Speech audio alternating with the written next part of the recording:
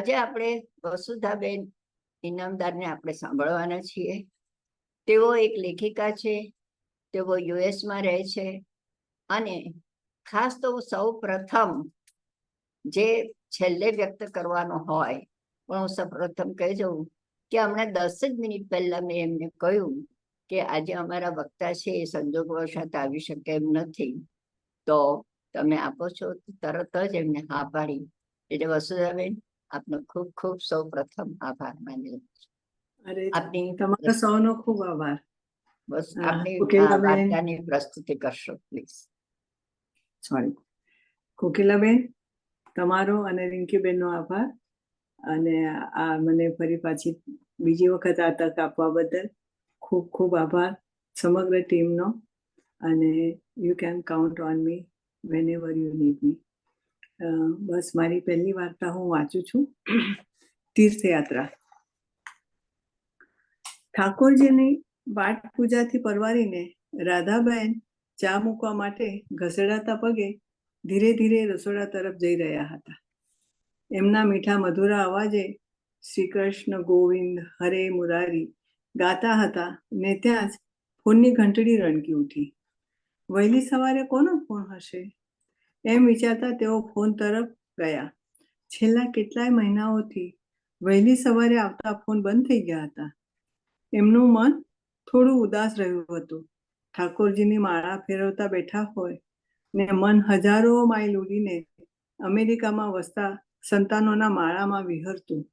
2 દીકરા અને 1 દીકરી અને તેમનો એ ભર્યો સંસાર. દીકરા દીકરી અમેરિકામાં વેલ સેટલડ. છેલ્લા 15 વર્ષમાં રાધાબેન નહીં તોય 5 વાર અમેરિકા જઈ આવ્યા હતા. તેઓ ફોન સુધી પહોંચે તે પહેલા તો ફોનની ઘંટડીઓ બંધ થઈ ગઈ. રાધાબેનનું મન ફરી વિચારમાં અટવાયું. કોણ હશે? દીકરાનો ફોન હશે કે દીકરીનો, કે પછી રોંગ નંબર? રાધાબેન 2 વર્ષ પહેલા અમેરિકા ગયા ત્યારે પાડોશીઓ હસીને કહેતા, રાધાબેન, હવે તમે શાના પાછા આવવાના? તમે અંગ્રેજી બોલતા થઈ જશો, તમે અમેરિકન થવાના, દીકરા દીકરીને ઘેર લહેર કરવાના. હવે અમેરિકામાં કઈ પહેલા જેવું થોડું છે. આપણા દેશની બધી જ ચીજ વસ્તુ ત્યાં મળે છે. ભાતની દુકાનો અને જાત જાતના રેસ્ટોરન્ટ. પછી શું જોઈએ? બદામ પિસ્તા ખાઓ અને જલસા કરો, જલસા. રાધાબેન આ બધી વાતોને હસી કાઢતા. 2 વર્ષ ઉપર મોટા દીકરાની વહુને કાર અકસ્માત થયો અને પગનું ઓપરેશન કરાવવું પડ્યું ત્યારે રાધાબહેનને એમના દીકરાએ તાત્કાલિક બોલાવી લીધા હતા. દીકરાની વહુની એમણે પ્રેમપૂર્વક સેવા કરી. દેશમાંથી લઈ ગયેલા નારાયણ તેલથી તેને માલિશ કરતા. દીકરાની વહુ કૃપા પણ એમના ઉપર સ્નેહ વરસાવતી. રાધાબેન ઘરમાં કામકાજ કરતા. 2 બ્લોક સુધી ચાલતા જઈને ક્યારેક શાકભાજી પણ લઈ આવતા. 70 વર્ષની ઉંમરે પણ રાધાબેન આવું તેવું કામ હોંશભેર કરતા. ક્યારેક દીકરો તેમને મંદિરે દર્શન કરાવવા લઈ જાય અને રાધાબહેનનું મન પ્રસન્ન થઈ જતું. પુત્ર અને પુત્રવધૂના સ્નેહભર્યા વર્તાવથી તેઓ ધન્ય ધન્ય થઈ જતા. રાધાબેન એક વાતનો અફસોસ હતો. એમના પૌત્ર પૌત્રીઓ હવે પહેલાની જેમ બા બા કહીને એમને વળગી નથી પડતા. હવે તેઓ મોટા થઈ ગયા. દાદીમા સાથે વાતો કરવા એમની પાસે હવે સમય નહોતો. ટીવી આગળ બેસીને કે આઈપેડ કે ફોન એમાં તે લોકો ખૂબ જ મગ્ન રહેતા. દાદીની સાથે ફરવા જવા કરતા પોતાના ડોગને વોક કરવા લઈ જવામાં એમને આનંદ આવતો. તે ઉપરાંત ભાષાનું બંધન તો ખરું જ. બાળપણમાં ગુજરાતીમાં દાદી સાથે કાલી ગયેલી ભાષામાં વાત કરનારા આ પૌત્ર પૌત્રીઓ હવે ગુજરાતી નથી બોલી શકતા. તેથી દાદીમાં એમની સાથે ભાંગી તૂટી અંગ્રેજીમાં વાત કરવાનો પ્રયત્ન કરતા તો એ કિશોરો એમની ઠેકડી ઉડાડતા. ત્યારે દીકરાની વહુ પણ એ લોકો સાથે ભળી જતી. રાધાબહેનને થતું, દીકરો કે તેની વહુ આવીને કહે કે ચાલો બા, અમે તમને અંગ્રેજી શીખવાડીએ. પણ પછી તેઓ પોતે જ મન મનાવી લેતા, મારે ક્યાં નોકરી કરવી છે. અને આમ પૌત્રો સાથેનો વાતચીતનો સેતુ તૂટતો ગયો. રાધાબહેને 3 સંતાનોના મળીને 6 પૌત્ર પૌત્રીઓ ઉછેરવામાં પોતાનો ફાળો આપ્યો હતો. બાળકોના બાળોતિયા બદલવા, દૂધની બોટલો ભરવી, કપડાં મશીનમાં ધોઈ નાખવા, દીકરો અને વહુ નોકરી કરવા જાય ત્યારે એમને અવનવી વાનગી બનાવીને આપવી વગેરે કામ તેઓ કરતા. એટલું જ નહીં, તેમના મિત્ર મંડળો કે બર્થડે પાર્ટીમાં રસોઈ બનાવવામાં તેમને મદદ પણ કરતા. આ બધું જ રાધાબહેન હોશે હોશે કરતા. એમના પતિના મૃત્યુ પછી તેઓ સંતાનોના સંસારમાં છવાઈ ગયા હતા. બંને દીકરાની વહુઓ કૃપા અને નીના બાને પોતાની સાથે રાખવા માટે અંદરો અંદર ઝઘડા કરતા. કૃપા કહેતી, મારી નોકરીનો ટાઈમ બહુ વિચિત્ર છે, એટલે બા મારે ત્યાં રહે તો મને વધારે અનુકૂળ આવશે. જ્યારે નીના કહેતી, મારા બાળકો નાના છે, મને ઘરમાં એક માણસની સતત જરૂર છે. બા, જો અમારી સાથે રહે તો હું ફૂલ ટાઈમ નોકરી કરી શકું. રાધાબહેન સમજતા હતા કે નીના અને કૃપાનો મારા પ્રત્યેનો સ્નેહ સ્વાર્થથી ભરેલો છે. મોટી દીકરી બાને મજાકમાં કહેતી, બા, તને તો દીકરાઓ જ વાલા છે, તેથી તું એમને ત્યાં જ રહે છે. મોટી દીકરીએ આ બંને ભાઈઓને અમેરિકા બોલાવ્યા. રાધાબહેન પોતે માનતા કે દીકરી જમાઈને ત્યાં રહેવા કરતા દીકરાને ત્યાં રહેવું વધારે વ્યવહારિક છે. પણ જ્યારે દીકરીની દીકરી ક્ષમાને પગે કેન્સરની ગાંઠ નીકળી ત્યારે એને ઓપરેશન માટે દવાખાનામાં દાખલ કરવી પડી હતી. એ સમયે રાધાબહેન 10 વર્ષની ક્ષમા સાથે દિવસ અને રાત દવાખાનામાં રહ્યા હતા. ક્ષમા ઘરે આવ્યા પછી દાદીમાં તો ક્ષમાની સાથે જ સૂતા. ક્ષમા બાની મમતાથી ભીંજાતી. એ જુદા જ ભાવ વિશ્વમાં મોટી થવા માંડી. સ્કૂલમાંથી આવેલી ક્ષમા સીધી રાધાબહેનના રૂમ તરફ દોડી જતી. જ્યારે તેને હોસ્પિટલમાં જવાનું થતું ત્યારે તે જીદ કરીને બાને સાથે લઈ જવા માટે પપ્પા મમ્મીને મનાવી લેતી. બાળકોના વોર્ડમાં તે સૌની બાની ઓળખાણ કરાવતી. ક્યારેક નાનકડી ક્ષમા બાને કહેતી, બા, જો સામે છે ને એ બાથરૂમ છે, તમારે જવું છે? હું સાથે આવું? રાધાબહેન વાલથી હાથ ફેરવીને ના પાડતા. ક્યારેક ક્ષમા બાને વળગીને કહેતી, બા, તમે એકલા બહાર ન જતા, હા, ભૂલા પડી જાવ તો? અને રાધાબહેન હસીને કહેતા, ના ક્ષમા, તારી જેવી દીકરી સાથે હોય પછી હું કેવી રીતે ભૂલી પડું? હંમેશા એમને વળગીને સૂઈ રહેનારી ક્ષમા પણ હવે મોટી થઈ ગઈ. વર્ષો જતા સૌ પોતપોતાની દુનિયામાં રમમાણ થઈ ગયા. રાધાબહેન 5-1 મહિના પહેલા પડી ગયા હતા, તેથી છૂટથી હરીફરી શકતા નથી. એમણે દીકરાઓને જણાવ્યું. ન તો કોઈ ખબર કાઢવા આવ્યું, ન તો કોઈએ એમને બોલાવ્યા. એટલું જ નહીં, શરૂમાં ખબર પૂછવા માટે આવતા ફોન ધીરે ધીરે બંધ થઈ ગયા. એકવાર કૃપા અને નીનાને એમણે ફોન કરીને કહ્યું, કૃપા, આવી બીમારીમાં દીકરા અને વહુની સાથે રહેવાનું મન થાય છે. ત્યારે કૃપાએ કહ્યું, બા, બીમારીમાં તમે અહીં આવો તો સાવ એકલા પડી જશો. ત્યાં દેશમાં તો સગાવાલા ઉપરાંત આડોશી પાડોશી પણ ખબર પૂછવા આવે. એમના આવવા જવાથી તમારી અડધી બીમારી જતી રહેશે. તમે ત્યાં રહેશો તો તમને વધારે સારું લાગશે. રાધાબહેને એ જ વાત જ્યારે નીનાને કહી ત્યારે જવાબ આપવાના બદલે તેણે પોતાના પતિને ફોન આપી દીધો ને દીકરાએ કહ્યું, બા, તમારાથી હરીફરી શકાતું નથી. પહેલા તો ઘરકામમાં તમારો સમય નીકળી જતો ને હવે તો છોકરાઓ પણ મોટા થઈ ગયા. એમને હવે પહેલાની જેમ તમારી સાથે સુવા કરવાનું ફાવે નહીં. એમ હોય તો એકાદ બાઈ રાખી લેજો, અમે પૈસા મોકલી આપીશું. તમે થોડા હરતા ફરતા થઈ જાઓ ત્યાં સુધીમાં હું કંઈક વ્યવસ્થા કરીશ. હું એક રૂમ તમારા માટે બંધાવવાનો છું. તમને સ્વતંત્ર રીતે રહેવાનું મળે અને છોકરા પણ ડિસ્ટર્બ ન થાય. ઓકે? તો બા, તબિયત સાચવશો. કંઈ કામકાજ હોય તો ફોન કરજો. રાધાબેન ભારે સાદે બોલ્યા, હા ભાઈ, કામ હશે તો જરૂર કરીશ. એમણે ખિન્ન મને ફોન મૂકી દીધો. રાધાબહેનને એક ન સમજાય એવી અકળામણ થઈ.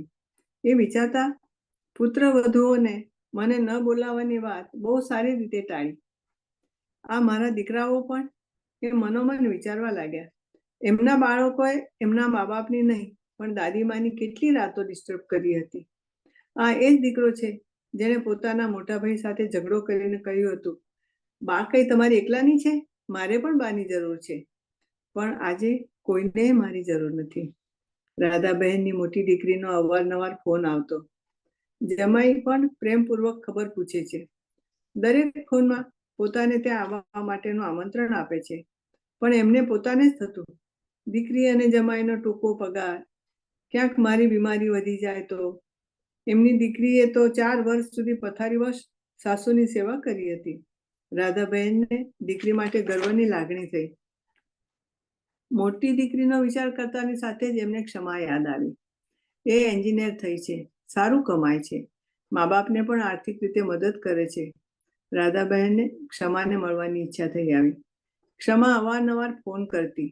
તેઓ સામેથી કહેતા, દીકરી ક્ષમા, ફોનમાં પૈસા ન વેડફીશ. ત્યારે ક્ષમા કહેતી, બા, તમારી સાથે વાતો કરવામાં મને ખૂબ આનંદ આવે છે. તમે પૈસાની ચિંતા ના કરશો. આમ અલક મલકની વાતો કરીને ક્ષમા ફોન મૂકી દેતી. રાધાબહેનને થતું, કદાચ ક્ષમાએ તો ફોન નહીં કર્યો હોય ને. એમનું મન ક્ષમા તરફ ખેંચાતું. નાનકડી ક્ષમા, બીમાર રહેતી ક્ષમા, સારવાર દરમિયાન હોસ્પિટલમાં પોતાને વળગીને સૂઈ રહેતી ક્ષમા, સ્કૂલમાં છોકરાઓ ચીડાવે છે કહીને સ્કૂલેથી રડતી આવતી ક્ષમા, પંચતંત્રની વાતો ધ્યાનથી સાંભળતી ક્ષમા, શકુંતલાની વાર્તા મુખપાઠ બોલી જનારી ક્ષમા, કોલેજમાં ગાડી લઈને જતી ક્ષમા, કોલેજમાંથી આવીને હરખભેર બાને મંદિરે લઈ જતી ક્ષમા. એમને ક્ષમાની ખૂબ યાદ આવી. ક્ષમાની ઉપર રાધાબહેનનો પ્રેમ અનરાધાર વરસતો. ક્ષમાએ જ્યારે બાની વાત જાણી ત્યારે એનું મન અસ્વસ્થ થઈ ગયું. એને બાળપણની એક વાત યાદ આવી. એક દિવસ સ્કૂલેથી આવ્યા પછી બાને ઘરમાં ના જોઈને તે રડવા લાગી. ત્યારે એને સમજાવતા મમ્મીએ કહ્યું હતું, જો ક્ષમા, મામાને આપણી કરતા બાની ખૂબ જરૂર છે. ત્યારે એ વાત ક્ષમાને ખાસ સમજાઈ નહોતી, પણ એ સમગ્ર પ્રસંગ એના મનમાં ઘર કરી ગયો હતો. આજે ચિત્ર બદલાયું છે. બાને આપણા સૌની જરૂર છે. તેણે એની મમ્મીને કહ્યું, મમ્મી, તું જ કહેતી હતી ને કે મા બાપની સેવા એ જ ખરી તીર્થયાત્રા. મમ્મી, મારી એ યાત્રામાં તું જોડાઈશ ને? ક્ષમાની મમ્મીની આંખો આંસુથી છલકાઈ ગઈ. તે કશું જવાબ આપે તે પહેલા ક્ષમાની આંગળીઓ ફોન ઉપર નંબર દબાવતી હતી. ફોનની ઘંટડી વાગી. સામે છેડે બા હતા. ક્ષમા બોલી, બા, હું ક્ષમા, તમારી ક્ષમા, 8 દિવસમાં તમને લેવા આવું છું. તમે તૈયાર રહેજો. રાધાબહેનને ગળે ડૂમો ભરાયો. તેઓ બોલ્યા, બેટા ક્ષમા, પણ ફોન મુકાઈ ગયો હતો. રાધાબહેન અને ક્ષમા જ્યારે હ્યુસ્ટન એરપોર્ટ પર ઉતર્યા ત્યારે ક્ષમાએ જોયું એના પપ્પા મમ્મીની સાથે બંને મામા અને મામી પણ બાના સ્વાગત માટે ઊભા છે. ક્ષમાની મમ્મી બાને ભેટી પડે છે. રાધાબહેન વ્હીલચેરમાં બેઠેલા હતા. બંને દીકરાઓ બાની વ્હીલચેરની બંને બાજુએ અપરાધ ભાવે ઊભા રહ્યા ને ધીમે સાદે બોલ્યા, બા, ચાલો અમારી સાથે. બાએ પળવાર માટે દીકરાઓ અને તેમની પત્નીઓ સામે જોયું. એમની નજર પૌત્ર પૌત્રીઓને શોધી રહી હતી. અંતે એમણે ક્ષમાની સામે જોયું. રાધાબાએ ધીમે રહીને ક્ષમાનો હાથ પકડી લીધો ને બધાને સંભળાય એ રીતે કહ્યું, હું તો હવે ક્ષમાની છું. દીકરી, ચાલો. બંને ભાઈઓ ચૂપચાપ વ્હીલચેરની પાછળ ચાલતા રહ્યા. ક્ષમાએ બાની વ્હીલચેરને ગાડી તરફ ધકેલી, જાણે પોતાની તીર્થયાત્રાનો પ્રારંભ કર્યો.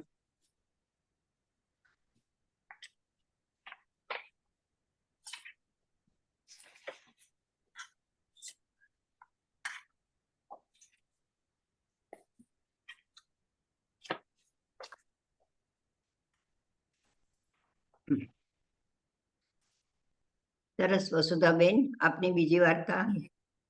હા, છેલ્લી ઘડી નક્કી કરવાનું હતું ને. ભૂલાઈ ગયેલો ટહુકો. રોહન અને માનસીને 2-4 મહિને એકાદ ટ્રીપ મારવાની આદત છે. તેઓ પોતાના બંને બાળકો કંચનબહેનને સોંપીને જતા રહેતા. બાળકો નાના હતા ત્યારે કંચનબહેનને થતું હશે ભલે ફરતા. લગ્ન પછીના 5 વર્ષમાં 2 બાળકો થયા. માનસી બહુ હરીફરી નથી. પોતે બંને બાળકોને વિના તકલીફે સાચવે છે. એમને પોતાને પણ દાદી બન્યાનો ઉમંગ હતો. બાળકોના જન્મ પછી એમનું જીવન પાછું હર્યું બન્યું. પણ સમય જતા તેઓ માત્ર બેબીસીટર બની રહ્યા. દીકરાની વહુ માનસીને મદદ કરવાનો આનંદ ધીરે ધીરે ઓસરી ગયો. બાળ ઉછેરની સમગ્ર જવાબદારી જાણે અજાણે એમના શિરે આવી. સવારના બાળકોને સ્કૂલે મૂકવા જવાથી માંડી તે એમના હોમવર્કથી બધી જ જવાબદારી એમની જ. એ દિવસે સાંજે માનસીને એના બેડરૂમમાં સુટકેસ ભરતા જોઈ ત્યારે એમને બહુ આશ્ચર્ય ન થયું. બાજુમાં જ ઉભેલી પૌત્રી સરીનાએ કહ્યું, મોમ અને ડેડ યુરોપની ટૂરમાં જઈ રહ્યા છે. હું મારી જોઈતી વસ્તુઓનું લિસ્ટ બનાવવાની છું. બા, તમારે કંઈ જોઈએ છે? કંચનબહેને માનસીની સામે જોયું. પોતે બેગ ભરવામાં વ્યસ્ત છે એવા હાવભાવથી એણે જાણે કંચનની ઉપેક્ષા જ કરી. એમને પૂછવું હતું, ક્યારે જાઓ છો? ક્યાં ક્યાં જાઓ છો? કેટલા દિવસે પાછા આવશો? પણ માનસીની સામે જોયા પછી એ પ્રશ્નો પૂછવાની એમને ઈચ્છા જ ન થઈ. સરીનાએ જ સામે ચાલીને કહ્યું, બા, અમે તો તમારી સાથે જ રહીશું. એ લોકો લોંગ વીકેન્ડમાં જવાના છે. એ વિચારતા રહ્યા. 2 દિવસ પછી જવાના. મને કોઈ કંઈ કહેતું નથી. આપણને શાના પૂછે? એમને ગુસ્સો આવ્યો. હવે હદ થઈ. તેઓ રસોડામાં આવ્યા. ડાઇનિંગ ટેબલ પર પડેલા વાસણો સિંકમાં મૂક્યા. હાથ રસોડાના કામમાં પરોવાયા. પણ મન ભૂતકાળમાં સરી પડ્યું. ભારતથી આવ્યા પછી પોતે ભણ્યા, પતિના ખભે ખભા મિલાવીને નોકરી કરી, લોકોને ત્યાં રસોઈ કરવાથી માંડીને કપડાં સીવવાનું કામ કર્યું, પૈસા ભેગા થતા ધંધામાં રોકાણ કર્યું. આજે પોતાના નામે મકાન છે, બેંકમાં સારું એવું બેલેન્સ છે, મોટો દીકરો કેનેડા છે, અવારનવાર તેના પરિવાર સાથે આવે છે, દીકરી પણ તેના બાળકોને લઈને આવે છે, મારા સંતાનો વિસામો લેવા આવે છે. ક્યારેક મોટો દીકરો એમને નજીક બેસીને હકતી કહે છે, mom, this is our vacation home. તેઓ વિચારતા, કોઈને એમ થાય છે કે માને પણ વિસામાની જરૂર છે. અહીં આવીને પોતાના બાળકો મને સોંપીને શોપિંગ કરવામાં કે પોતાના મિત્રોને મળવામાં વ્યસ્ત થઈ જાય છે. તે દિવસે માનસી વાત વાતમાં કહેતી ગઈ, બા, તમે મને હું ક્યાં જાઉં છું એવું પૂછો છો ને, ત્યારે મને જૂના જમાનાની મધર ઇન લો યાદ આવી જાય છે. ત્યારથી કંચનબહેને એને પૂછવાનું બંધ કર્યું. સાંજ પડે, બંને નોકરીઓથી આવે ત્યારે રોહન પૂછશે, મોમ, શું જમવાનું બનાવ્યું છે? માનસી પેટ ભરીને રસોઈના વખાણ કરશે. પોતાને સવારે વહેલા મીટિંગમાં જવાનું છે કહી ગુડ નાઇટ કરી દેશે. વીકેન્ડમાં બહાર જમવા જાય ત્યારે મને ન લઈ જાય તો કાંઈ નહીં, બાળકોને પણ નથી લઈ જતા. પોતે એકવાર કહ્યું ત્યારે કહે, બા, તમે એમને બહુ બગાડ્યા છે.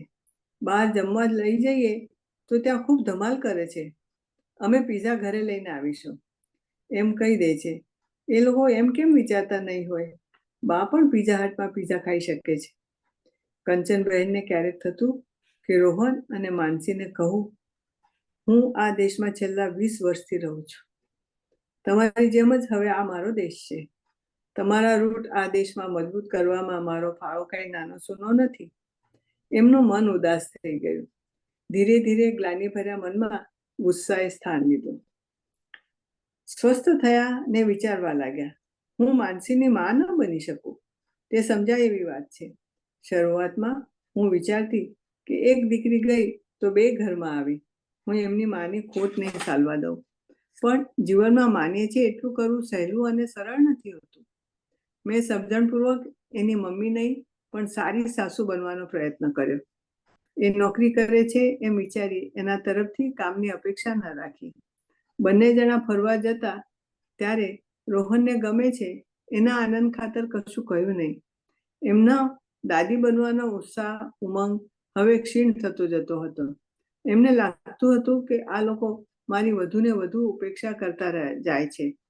આ ઘરની અને એમના બાળકોની જવાબદારી મારી છે એમ વણબોલે સ્વીકૃત થયું છે.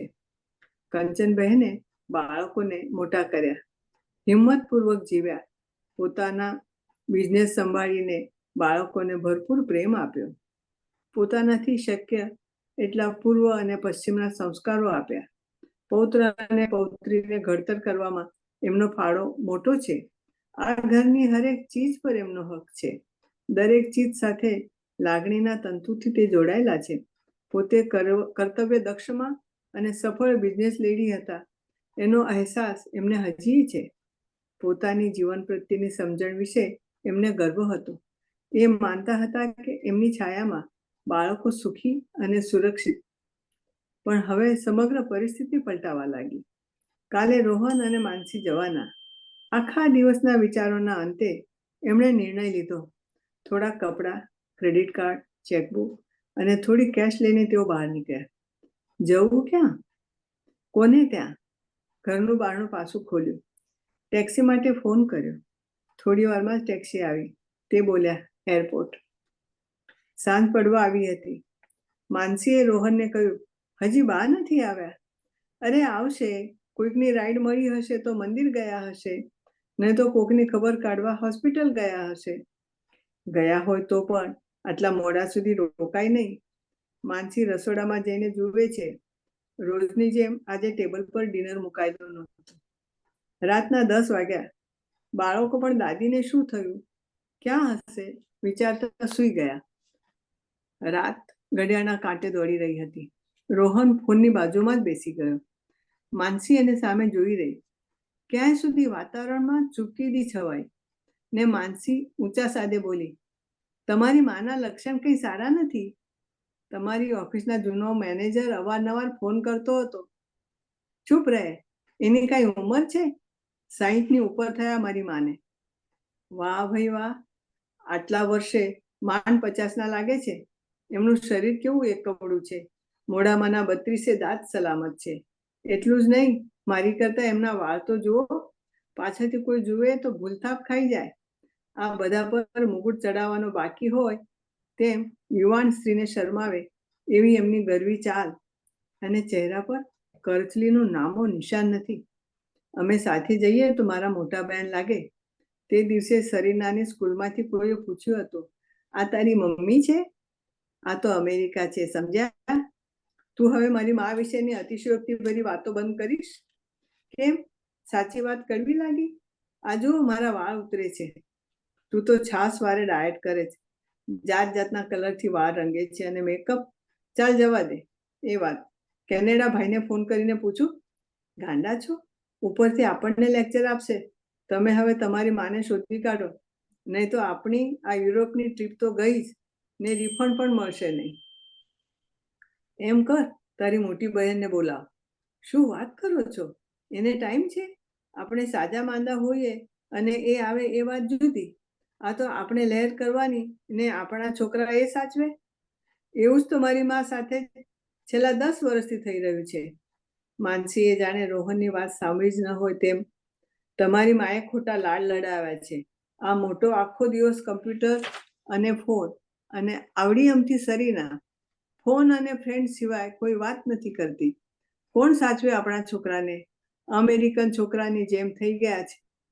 એને અધવચ્ચેથી અટકાવીને માનું, મને સમજાતું નથી કે તું વારંવાર મારી માને કેમ બ્લેમ કરે છે. એ તોફાની બાળકોની મા તો તું છે. તું થોડોક સમય કાઢને, નોકરી છોડીને બાળકોને સાચવ. હવે તમારું ભાષણ બંધ કરો. તમારી માની તપાસ કરો. ખરે ટાઈમે એમને શું સૂઝ્યું તે આમ કહ્યા વગર જ મેં એમની બધી જ બહેનપણીઓને ફોન કર્યા. ન્યુયોર્ક તમારી બહેનને પણ કર્યો. એ તો સામેથી મને જ ચોંટ્યા. તમે મમ્મીનું ધ્યાન નથી રાખતા. એમને બેબી સીટર બનાવી દીધા છે. પહેલા તો એ કેટલા એક્ટિવ હતા. રોહન માનસીને સામે જોઈ રહ્યો. મેં તો એમને સંભળાવી દીધું, બહુ લાગણી ઉભરાય છે તો લઈ જાઓ થોડો વખત. તો બસ કહેવા માંડ્યા, તમારે એને રાખવી નથી. એના ઘરમાં મફત રહેવું છે. બહાર ભાડું ભરીને રહો ત્યારે ખબર પડશે. મને તો એમ લાગે છે કે તમારા બા ત્યાં જ છે. રોહન બોલ્યો, ના, બા ત્યાં ના હોય. તો એનું આમ સંભાષણ બદલે ચિંતા ન કરે. બા ત્યાં હોય તો અનુ તો આપણને કહે જ ને. તો બા આમ ખરી વખતે ક્યાં ગયા? તમારી ફેમિલીમાં તો. માનું પ્લીઝ, તારી ફેમિલી વિશે મને બોલાવીશ નહીં. 4 દિવસ માટે હેલ્પફુલ થયા છે. રાત આમ જ પસાર થઈ. બીજે દિવસે બપોર થતામાં બાનો ફોન આવ્યો. હલો, હા બોલો બા, તમે ઠીક છો ને? રોહન, હું મજામાં છું. 2 દિવસમાં આવી જઈશ. મારી ચિંતા ના કરશો. માનસી દોડીને આવી. ક્યાંથી બોલો છો બા? તમે ક્યાં છો? ફોન કટ થઈ ગયો. રોહન અને માનસીની ટ્રીપ કેન્સલ કરવી પડી. બા ગયા ત્યારની માનસી ઘરે જ છે. મનમાં બા પ્રત્યેનો રોષ લાવવાની જેમ ઉકળતો હતો. એ કારણ વગર જ બાળકો પર ગુસ્સો કરતી. આજે રજાનો છેલ્લો દિવસ. આજે બા ના આવે તો કાલે કામે નહીં જવાય. રોહને એને આશ્વાસન આપ્યું. બાએ મને કહ્યું છે તો તે આવશે જ. ઓકે. જ્યારે કંચનબેન પોતાના ઘર આગળ આવીને ઊભા રહ્યા ત્યારે ખાસ્સું અંધારું થવા આવ્યું હતું. બારણાની ડોરબેલ વાગ્યો. માનસી અને રોહન બંને એકી સાથે બારણા આગળ આવ્યા. બા બારણે ઊભા હતા. ટેક્સીવાળો ટર્ન લઈ રહ્યો હતો. એમના હાથમાં નવી સુટકેસ અને ખભે પર્સ હતી. ઘરમાં પ્રવેશતા જ તે બોલ્યા, માનસી, જરા પાણી આપ અને ઓછી ખાંડવાળી ચા બનાવ. ને જો, હું જમવાની નથી. હા, છોકરાઓને કહી દેજે મને ડિસ્ટર્બ ના કરે. માનસીએ એમની વાત તરફ દુર્લક્ષ કર્યું ને તે બોલી ઉઠી, પણ તમે આમ અચાનક કોઈને કહ્યા વગર કોની સાથે ગયા હતા? કહ્યું ને, હમણાં કોઈ વાત નહીં, ચા લઈ આવીશ. રોહને કહ્યું, જા ચા બનાવ, મારી પણ બનાવજે. બા એમની નવી પૈડાવાળી બેગ એમના રૂમમાં લઈ ગયા. માનસી જોતી જ રહી. એણે રોહનની સામે જોયું. ત્યાં તો ફોન રણક્યો. રોહને જ ઉપાડ્યો. હલો, હા, કોણ? વાત કરવી છે? ના ના, છે ને, 2 દિવસ બહારગામ ગયા હતા. હા હા, તમારો ફોન હતો એવું કહીશ એમને. ત્યાં તો બાએ અંદરના રૂમમાંથી ફોન ઉપાડ્યો. માનસી ચાનો કપ લાવી. બા આનંદપૂર્વક વાતો કરતા હતા. એમના રૂમમાંથી બહાર નીકળતા માનસીના કાને શબ્દો પડ્યા. હા હા, હવે કંચન બનીને જ જીવવાની છું. સૂતા પહેલા એમણે રોહન અને માનસીને કહ્યું, સવારે છોકરાને મૂકવા નહીં જવાય. હવેથી 3 દિવસ તમે જજો, બાકીના 2 દિવસ હું જઈશ. સવારના બ્રેકફાસ્ટ સમયે એમણે કહ્યું, માનસી, બાળકો તમારા છે, મારા પણ છે. તમે માં છો, બાળકો પર ધ્યાન રાખો. એમને શિસ્તની ટ્રેનિંગ તમે આપશો તો એમના ઘડતરમાં મહત્વનો ફાળો ભજવાયેલો ગણાશે. તોફાની બાળકોને આનંદમાં રાખીને પ્રવૃત્તિ કરાવો તો ધમાલ ઓછી કરશે. ને એ સાંભળો, હવે પછી ઘરમાં થતી નાની મોટી પ્રવૃત્તિ વિશે આપણે એકબીજાને કહેવાનું રાખીએ. તમે ક્યારેક વગર બોલે મારી ઉપેક્ષા કરતા હો એમ મને લાગે છે. મને એમાં મારું અપમાન થતું હોય એવું લાગે છે. હવે પછી એ બાબતે ધ્યાન રાખશો. માનસી ચૂપ. એને ગુસ્સો કરવાની તીવ્ર ઈચ્છા થઈ આવી. રોહને એની સામે જોયું ને પોતાની કારની ચાવી લઈને એ ઓફિસે જવા નીકળ્યો. માનસી ન બોલવામાં 9 ગુણ સમજીને કામ પર મોડું અવાશે એવો ફોન કરીને બાળકોને સ્કૂલે મૂકી આવી. બપોરના કંચનભાઈને પોતાના ફ્રેન્ડની સવારની વાતચીત વિશે કહ્યું. પોતાની થતી ઉપેક્ષાની વાત કરી. એણે કહ્યું, નાની મોટી બાબતે, પછી બાળકને ઉછેરની હોય કે ઘરમાં ફર્નિચર ગોઠવવાની હોય, કોઈ પણ બાબતમાં મારી વાતને મહત્વ અપાતું નથી. 2-4 દિવસ ઘરમાં ધુમ્મસ જેવું વાતાવરણ રહ્યું. પોતે ક્યાં ગયા હતા એ કહેવું જ નથી. હું ક્યાં ગઈ, કોની સાથે ગઈ હતી એ એમને જાણવું છે, પણ એ લોકો ક્યાં જવાના છે, ક્યારે જવાના છે, કોઈ દિવસ મને કહેતા નથી. મને ક્યારે સાથે આવવાનું કહેતા નથી. તો મારે શા માટે એમને કહ્યું? તેઓ હવે સવારના નિયમિત ફરવા જાય છે. ત્યાંથી ક્યારેક પુસ્તકાલયમાં જાય છે, સિનિયર સિટીઝનની ક્લબમાં જાય છે, બેકયાર્ડમાં હિંચકે બેસીને નિરાંતે મનગમતા પુસ્તકો વાંચે છે. બાળકોના હોમવર્કમાં માથું મારવાના બદલે બાગમાં કામ કરે છે. મન થાય ત્યારે બાળકો માટે ભાવતી વસ્તુઓ બનાવે છે. રોહન અને માનસીને એમણે કહી રાખ્યું છે, કામ પરથી વહેલા મોડા આવવાના હો તે દિવસે મને અનુકૂળ હશે તો હું રસોઈ બનાવી રાખીશ. હવે માનસી રસોઈ કરે છે. એક દિવસ ઘરે કમ્પ્યુટરની ડિલિવરી થઈ. માનસી બોલી, ઘરમાં કમ્પ્યુટર શું ઓછા હતા? કંચનબહેને કહ્યું, આ મારું છે. હવે આ ઉંમરે શીખવાના? શીખનારને ઉંમર નહીં, ઈચ્છા અને મન હોય છે. 1લી તારીખથી ક્લાસમાં જવાની છું. કહે છે એના પર ગેમ રમીએ તોય સમય ક્યાં જતો રહે છે તેની ખબર પડતી નથી. ત્યાં તો એમની પર્સમાંથી સેલફોનની ઘંટડી સંભળાઈ. બા, આ શું? Cellular phone? મને ખબર છે, પણ તમારે? અરે હા, સિનિયર સિટીઝનના ક્લબમાંથી અવારનવાર ટ્રીપમાં જવાનું હોય છે. મારે તમારો સંપર્ક સાધવો હોય તો? એમણે ફોન ઉપાડ્યો. હા હા, હું કંચન બોલું છું, બોલો. આવતીકાલથી? કેટલા વાગે? વાહ, ખૂબ સરસ. માનસી ઉદ્વિગ્ન મને એમની ફોન પરની વાતચીત સાંભળતી રહી. એમનો ફોન પૂરો થતાં જ તે બોલી, શું હવે બહાર જવાના? ગાડી નવી લાવશો? ના, મારી ગાડી તું છોકરાને લેવા મૂકવામાં વાપરે છે ને, તે હું કાલથી લઈ જઈશ. માનસી એમની વાત પૂરી થાય તે પહેલા રસોડા તરફ નીકળી ચૂકી હતી. જીમમાં જવાના કપડાં પહેરી કંચનબહેને મૃદુ ટવકો કર્યો. માનસી, છોકરાને લેવા જાય ત્યારે મને જીમમાં મૂકતી જજે. વાર્તાનું નામ છે વસુધાબેન. હાજી. વસુધાબેન, 2 વાર્તા પૂરી કરી? હાજી. હા. ઓકે, ખૂબ સરસ. હવે આપણે થોડુંક આગળ બીજું કંઈક વિચારીશું. અને આપને ખૂબ આભાર. સરસ વાર્તા વંચાઈ તમારી, ખૂબ સરસ વાર્તા છે. આ તમારી પોતે લખેલી હતી ને? આ મારો પહેલો વાર્તા સંગ્રહ અનુજા. ઓકે, હા, અનુજા. સરસ. હવે આપણે ખૂબ સરસ 2 વાર્તા આપણે સાંભળીને હવે એક નાનકડું હું પણ તમને વાંચી સંભળાવું છું. ગુજરાતી નામે જ પાક્કો. ગુજરાતી જન્મે ત્યારથી જ પાક્કો હોય, નહીતર એ ગુજરાતી કહેવાય જ નહીં ને. એનામાં જો ભેળસેળ હોય તો એને પાક્કો ગુજરાતી બનવા જ ના દે. પાક્કો ગુજરાતી એટલે શું? ગુ એટલે ગુણોની ખાણ. કેવા ગુણોની? સદગુણોની ખાણ, જુગાડની ભરમાર. જવાબદાર નાગરિકની સાથે જાગૃત નાગરિક. રાષ્ટ્ર ધર્મને સારી રીતે નિભાવનાર. અને તીખો, તેજ તરાર, તર્કબદ્ધ દલીલ કરનાર. આ તો થઈ એક પાક્કા ગુજરાતીની મારી દ્રષ્ટિએ વ્યાખ્યા. બાકી પાક્કા ગુજરાતીઓને થોડાક શબ્દોમાં બાંધીને એમને વર્ણવવા એ અશક્ય છે. ગુજરાતી એ દુનિયાની એવી પ્રજા છે જે જ્યાં જાય ને ત્યાં પોતાનું આગવું ગુજરાત સર્જી જ દે. બધા ગ એટલે ગુજરાતી. ભોજન, ગુજરાતી ભોજન, ગરબા, ગડબડિયો સ્વભાવ, ગુસ્સો, ગુજ્જુ ગોષ્ઠી, ગુહ્યતમ ગમ્મત અને ગુજરાતીતા એ એની પાક્કી ઓળખ. ગ ઉપરથી આવતા બધા જ ગુણ અવગુણ બધા જ આપણા ગુજરાતીને લાગુ પડે. આમ તો અમારા ગુજરાતમાં 12 ઘઉએ બોલી બદલાય.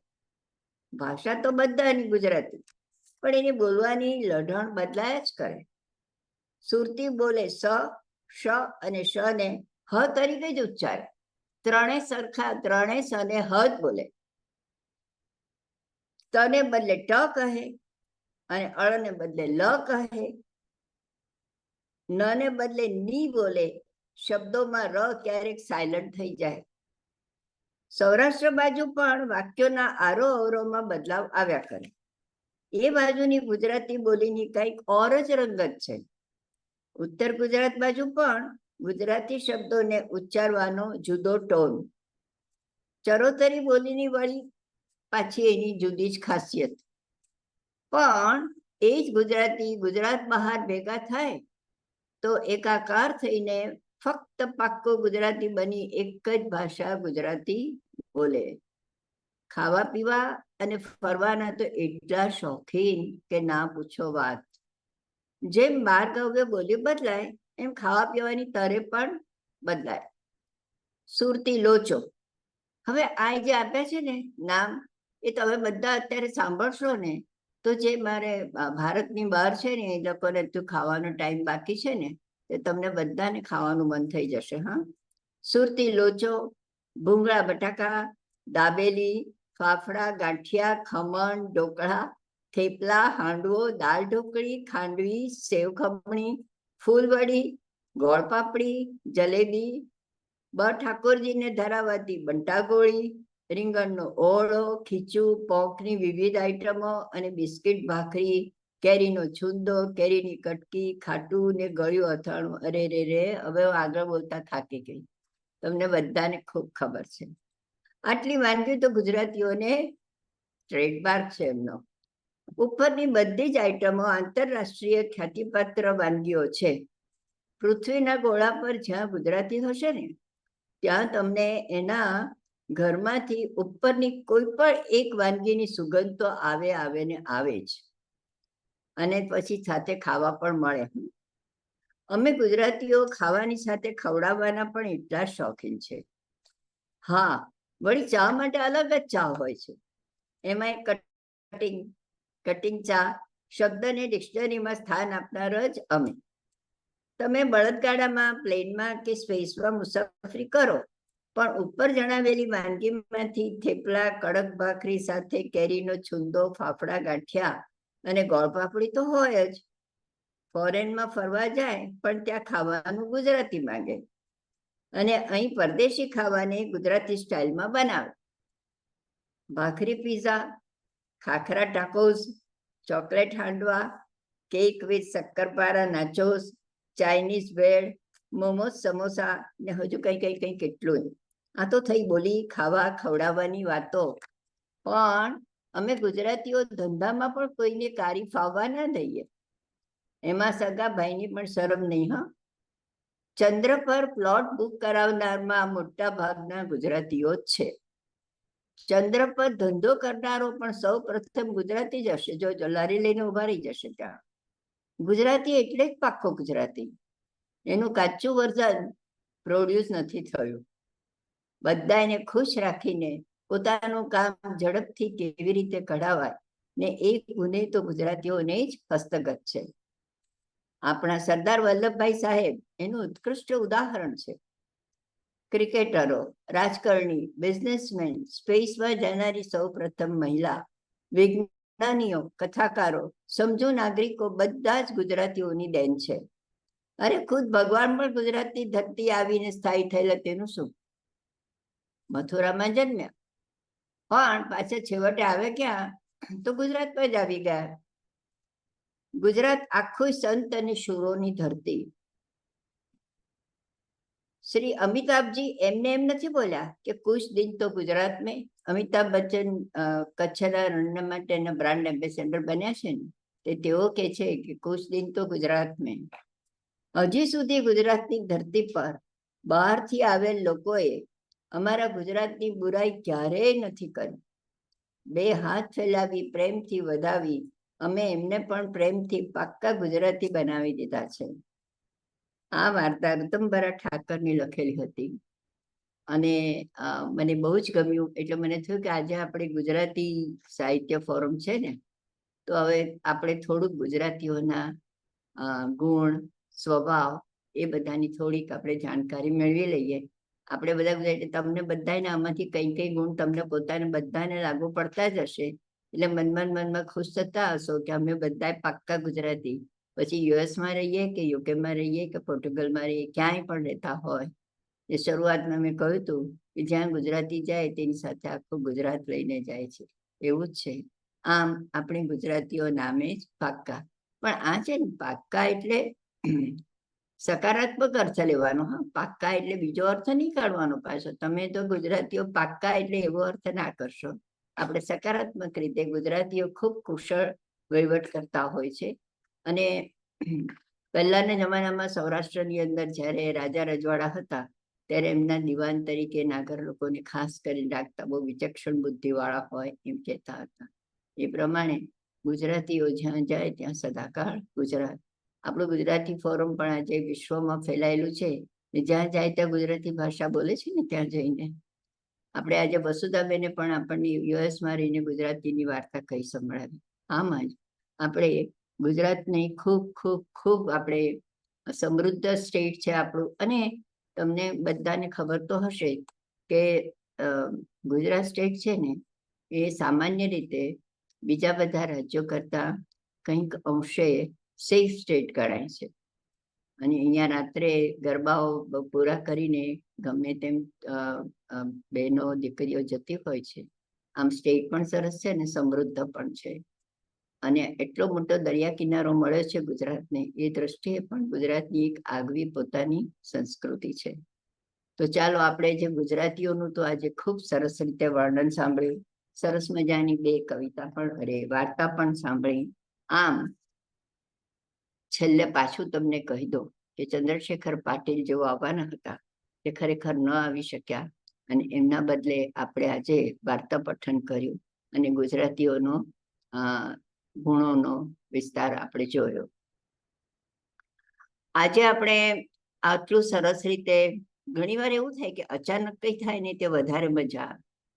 આપણે તો ચંદ્રશેખરભાઈ પાસે રવિ વર્માના પેઇન્ટિંગ વિશેનું આપણે સાંભળવાના હતા અને જાણવાના હતા, પણ નિયતિએ કંઈક જુદું જ નિર્મયું હશે એટલે ના થયું આજે. અને વસુધાબેનને આપણે તરત તૈયાર કરી દીધા અને એમણે વાર્તા પઠન કર્યું. તો આટલો સરસ અચાનક થઈ ગયેલો પ્રોગ્રામ હતો, એ આટલો સરસ રીતે પાર પડ્યો એટલા માટે આપ સૌને આભાર કરું છું. અને હવે અવતાર થયો આપ સૌ અશ્વિનભાઈ પછી લખે છે કે ગુજરાતીઓની જે હકારાત્મક કર્યું એમને ખૂબ ગમ્યું. પછી અશ્વિનભાઈ તમે આવો, બોલાવીએ ને પછી તમે કહેજો, કારણ કે પ્રતિભાવ તો આપવો પડશે ને. તો એ પહેલા આપણે પારુલબેનને કહીશું કે આજનો જે આપણો જે ઇવેન્ટ થયો છે એનો આભાર વ્યક્ત કરે. પારુલબેન. નમસ્તે. અને વિધિની ગતિ ન્યારી જ હોય છે. એનામાં આપણને વસુધાબેન ઇનામદારની 2 વાર્તાઓ સાંભળવા મળી. ભારત અને અમેરિકા એના વચ્ચે થતા વિવિધ પ્રકારના સામાજિક ઇશ્યુઝની સુંદર છણાવટ કરી છે. એકમાં સ્ત્રી શક્તિ કંચન યાદ આવી ગઈ, અને બીજામાં માની મમતાની જે કસોટીઓ થાય છે એ પણ સુંદર અને બહુ જ સટલ રીતે એમણે લખ્યું છે તીર્થયાત્રામાં. તો મજા આવી ગઈ.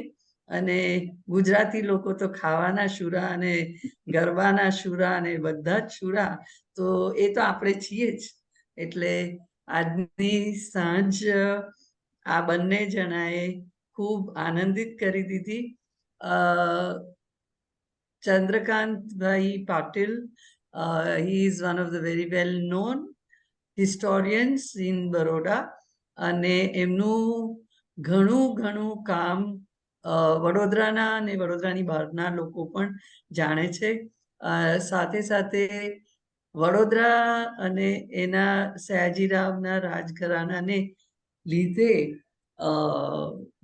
જ્યારે રવિ વર્મા, રાજા રવિ વર્મા અહીંયા આવીને રહ્યા, એમણે કરેલા લગભગ 400 પેઇન્ટિંગ્સ આજે પણ વડોદરા પેલેસના એનામાં છે.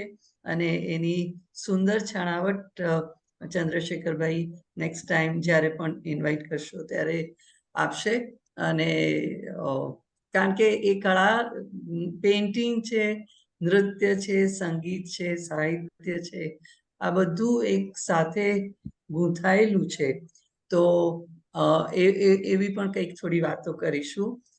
Thank you for inviting me, asking me to do this honours. Thank you Kokilaben and GSL. ખૂબ સરસ પારુલબેન. અને હવે સુરેન્દ્રભાઈ. હાજી બોલો.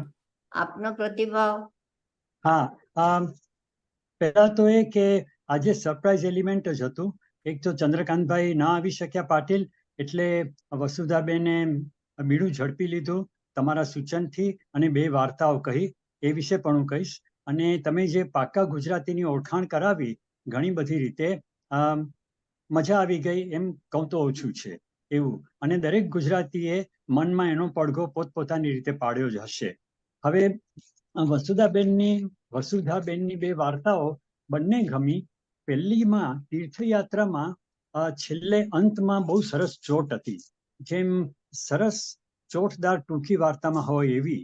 કારણ કે વાર્તા ચાલતી હતી ત્યારે હું I was going along with it, એટલે મને એમ હતું કે તીર્થયાત્રા કેવી રીતે શીર્ષક સાર્થક થશે. તો બહુ સરસ રીતે થયું. જ્યારે એરપોર્ટ પર વ્હીલચેરમાં બંને દીકરાઓ એમની પાછળ ચાલે છે એમની સાથે વાતચીત કરીને, અને જ્યારે આપણે કેવું શું નામ હતું એમનું, જે મુખ્ય પાત્રનું નામ હતું કંચનબેન બીજી વાર્તામાં, પહેલી વાર્તામાં જે હતા તે, તો એમની જે મક્કમતા ધીમે ધીમે ઉપસી આવી છે. અને તીર્થયાત્રા નામ એ રીતે સાર્થક થયું કે એની પૌત્રીની તીર્થયાત્રા એ ખરેખર બહુ જ અનુરૂપ કરતા વધારે સરસ હતું. વાર્તાના એલિમેન્ટ તરીકે ચોટદાર હતું અને સ્પર્શી ગયું, એ પહેલી વાર્તા માટે. અને બીજી વાર્તામાં કંચનબેનનું પાત્ર બહુ સરસ રીતે ઉભર્યું. વસુધાબેન, તમને ધન્યવાદ બંને વાર્તાઓ, સરસ વાર્તાઓ રજૂ કરવા બદલ. કોકિલાબેન, એમને તક આપવા બદલ અમે બધા ખુશ છીએ કે આ રીતે સાંભળવા મળ્યું. ફરીથી પાકા ગુજરાતીની ઓળખાણ આપણે બધા પોતપોતાની પીઠ થાબડી લઈએ. Thank you. આજે આપણે આટલી આપણી સફર અહીં સુધી આવી અને ખૂબ સરસ રીતે આપણી જે સફર ચાલી છે, દરેક વખતે કહું છું એ જ પ્રમાણે આજે આપણે એક નાનકડા સ્ટેશને ઉતરી જઈએ છીએ, આપણી સફરને એક અલ્પ વિરામ આપીએ છીએ અને આગળ ચાલીને હજુ એને પૂર્ણ વિરામ આપવાની તો બહુ જ વાર છે. એટલે આપણે આજે અલ્પ વિરામ આપીને આપણી સફરને આગળ ધપાવીશું.